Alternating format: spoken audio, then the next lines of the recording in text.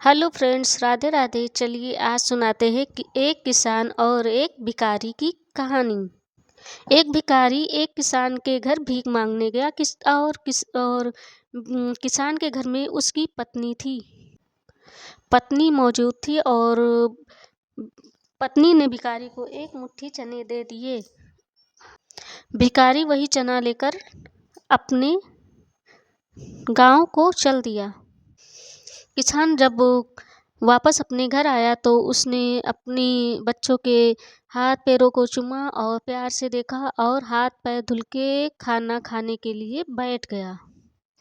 उधर भिखारी रास्ते में इस चना लेकर जब चला गया तो वो रास्ते में ही सोचने लगा कि हमारा भी जीवन में कोई ये जीवन है, हर जगह हमें भीख मांगनी पड़ती है। और एक वो किसान है और देखे किसान को कि घर और किस्मत देखे किसान की, उसके पास घर है, खेती है, बच्चे हैं और पत्नी है और घर आओ, अपने आराम से खाना बना मिलता है, खाओ और घर पे रहो। उसके पास कितना ज़्यादा है। और मुझे देखिए कि मैं इधर से उधर मांगता हूँ, खाता हूँ, मिलता है या नहीं मिलता है।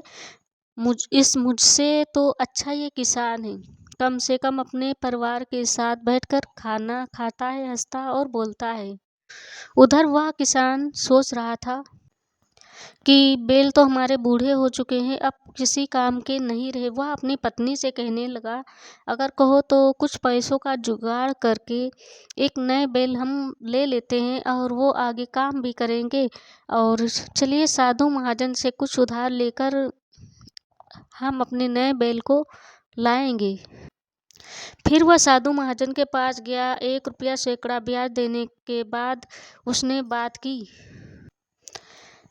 साधु महाजन ने तिजोरी से थैली निकाली और गिन्नी गिनकर किसान के हाथों में देने लगा। फिर किसान लेकर अपने रास्ते चल दिया और वो सोचने लगा, हमारे भी कोई जीवन में जीवन है कि हमारे घर पे तो 10-5 रुपए भी कभी नहीं निकलते हैं।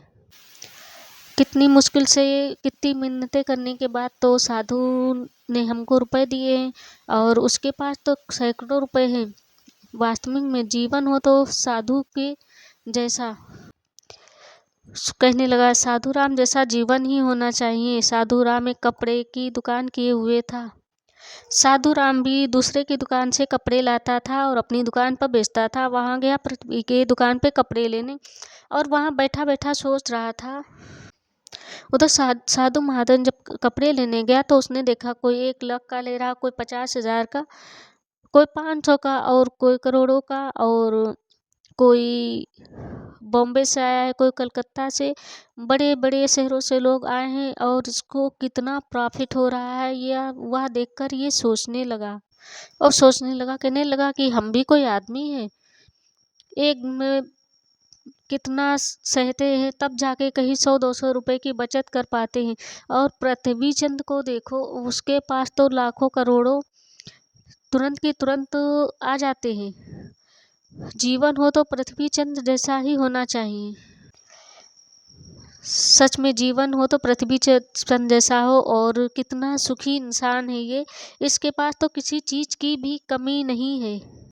उधर पृथ्वी चंद सोच रहा था कि आज 5-6 हजार का घाटा हुआ है और सेठ के यहाँ दावत भी है और नौकरों ने गाड़ी सही करके रखी है और उनको जाना था। जब वो राय बहादुर की कोठी में गया, सोने चांदी से जड़ी कुर्सियाँ थी, आलीशान महल था और खाने पीने की बहुत ज़्यादा सामान था। और जो वो है कलेक्टर और इंजीनियर, सभी बड़े बड़े लोगों से हाथ मिला रहा था। इतने बड़े बड़े लोग थे और वहाँ पर पृथ्वी चंद सेठ को कौन पूछता।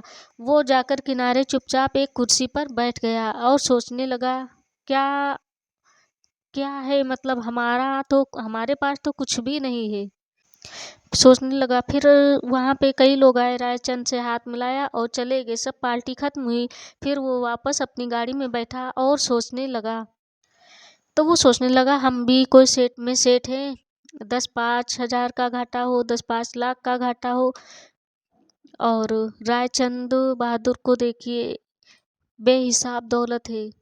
बड़े से बड़े लोग उनसे हाथ मिलाते हैं, उनके आगे झुकते हैं। वास्तविक में इनकी ज़िंदगी है और सबसे ज़्यादा सुखी रायचंद जी ही हैं।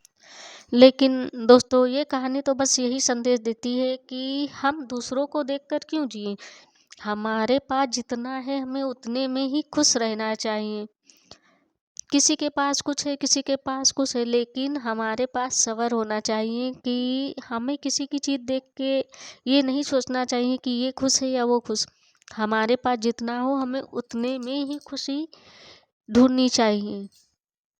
और सच पूछो तो असली खुशी दौलत नहीं होती है। असली खुशी तो मन का धन, जहाँ संतोष हो, धैर्य हो और किसी के प्रति कोई जलन ना हो। भले ही तुम्हारे पास आधी रोटी ही क्यों ना हो और उसे प्रेम पूर्वक खाइए, आपके जीवन में वो खुशियाँ आएंगी जो बड़े से बड़े रजवाड़ों के पास भी नहीं होती हैं। क्योंकि अगर धन भी हुआ और आप दूसरे से जलन कर रहे, ईर्ष्या कर रहे, तो उस धन का क्या फ़ायदा।